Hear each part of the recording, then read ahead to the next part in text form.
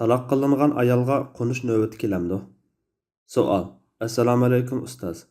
Ikki ayoli bor, bir bir ayolini bir talaq qilgan bo'lsa, u ayoli shu taloqning iddatini tutayotgan vaqtda u ayolining uyida burunqidek navbat bo'yicha qo'nish kerakmi yoki ixtiyorimi? Javob. Va alaykum assalom va rahmatullohi va barakatuhu.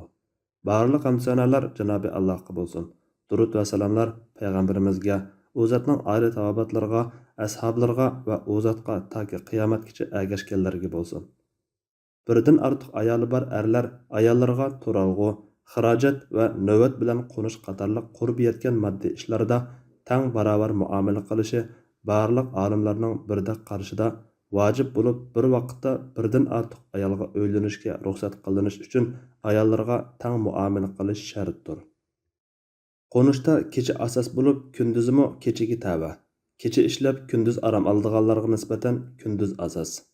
Agar ayollardan birini yong'ili bo'ladigan bir yoki ikki taloq qilgan ahvolda taloq qilingan bu ayoli shu taloqning iddatini tutayotgan muddatda bu ayoliga boshqa ayollar qatorida navbat taqsimlash masalasida bir qism olimlar bu ayoliga navbat taqsimlanmaydi. Chunki bu ayoli ayrilishga qarab ketayotgan bo'lg'achqa uning qo'nish navbati haqqi bo'lmaydi va yot ayoldek muomala qilinadi deydi. Hanafi mazhab olimlari bilan yana bir qism olimlar agar bu bu ayolini amriga qaytarmaslik niyatida bo'lsa navbat taqsimlamaydi. Qaytarib olish niyatida bo'lsa navbat bo'yicha yanada qo'nadi deb qaraydi. U ikkalarining o'rtasidagi nikoh rishtasi uzilmaganligi jihatdan mushu qarashni tutish muvofiq deyishga bo'ladi.